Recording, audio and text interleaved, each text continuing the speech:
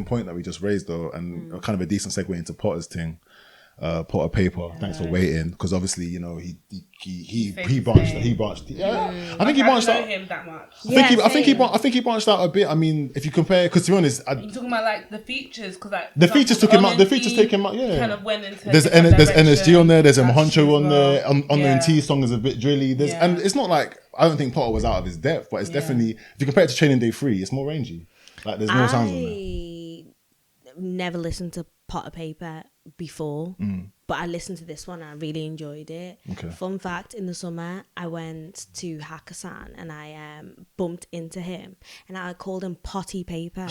Oh shit, that's embarrassing. I bet he didn't appreciate that. I had loads of them cocktails. I was drinking loads of like freaking Japanese whiskey and I kept calling mate.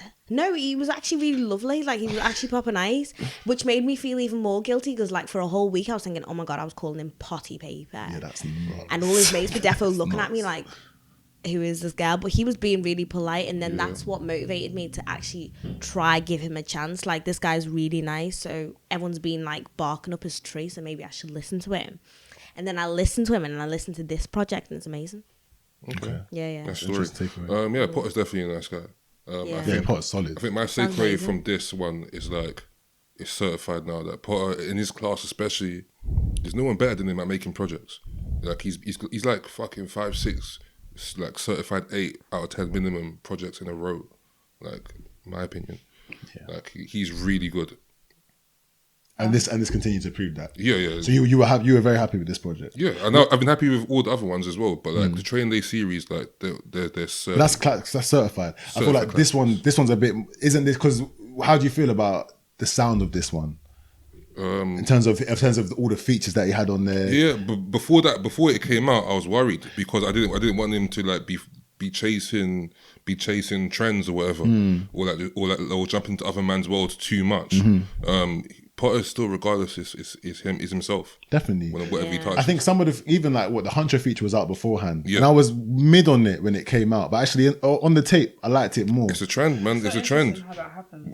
When someone actually like takes time and makes a cohesive project, like all the singles that were out before, they're just pieces of the jigsaw for the puzzle. Yeah, 100%. So like it all makes way more sense when it all together. And he also fed those original fans. I remember a few people sort of listened to the tape early and they were saying, "Wow, Potter's kind of done it for both. Like fans of new and old will kind of be able to appreciate and dig Potter." And I kind of get what they meant now, because he's giving you some contemporary stuff, but he also fed you some very classic UK rap Potter. Like I enjoy it.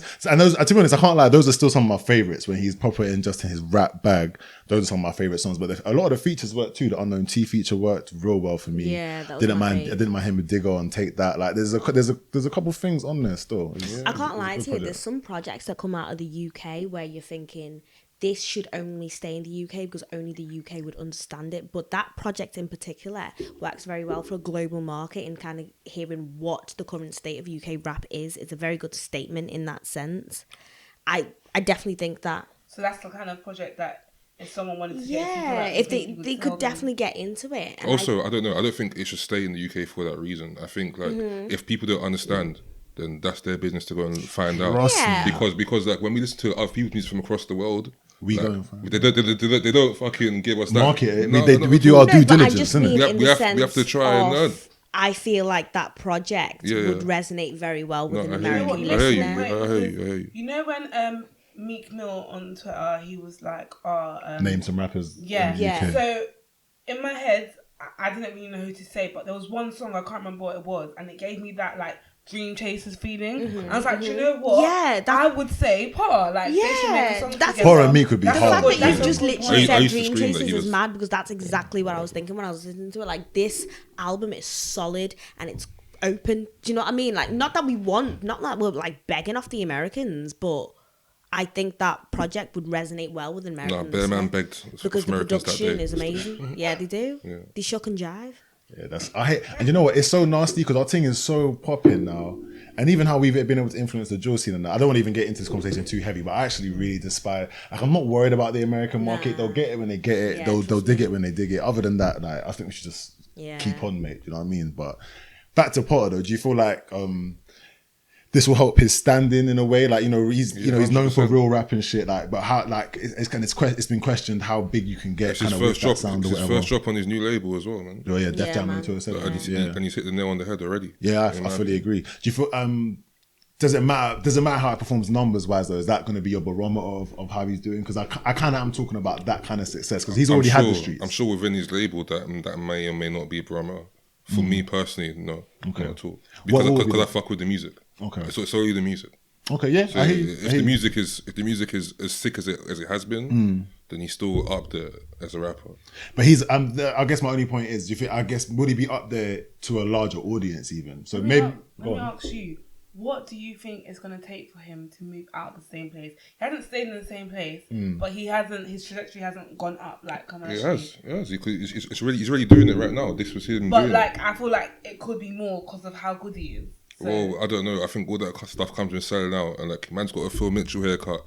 I don't know. He's got glasses on. I don't know what more you want him to do. Like, honestly, not the film. Do him to do TikToks. I'm so confused. Like, how have you just gone from complimenting to insulting him? It's not an insult. No, it's not an insult. But like, well, for example, you haven't listened to him. Yeah. I only listened to singles that came out with other people for this. Yeah. So there's obviously something that's told and that's back. Made us grow. What I'm saying is like, he isn't someone that can play the game, or maybe that shouldn't play the game. He definitely shouldn't play the game. So when it comes to like what else he do? What is the game?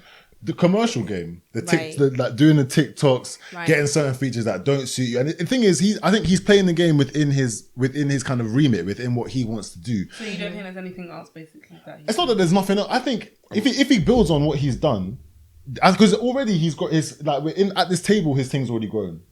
So I think if he continues along would you not listen to a next Pot of Paper project if it came out? I would, yeah. So then he's already turning heads. Like, he's already turning more heads than he turned before. I think if he continues to do that, the features are lined up right, and also he keeps feeding the streets. His core is so important. That's what Bola speaking to a bit. I don't want to talk for you, but in terms of like I said, there's some real rap songs on this project, and I think there's always going to be a Pot, and it's always important because that's where he's special at.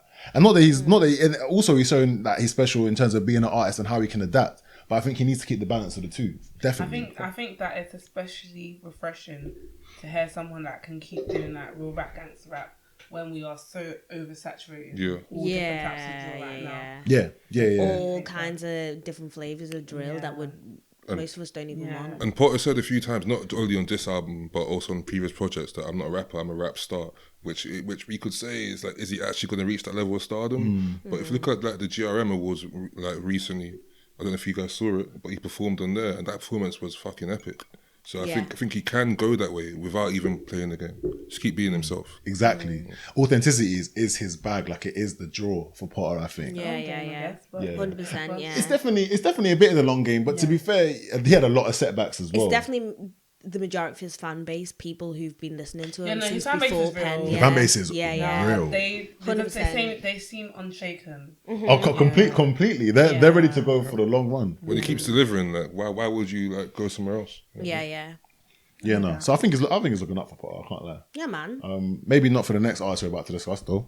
We'll move on from Pot of Paper.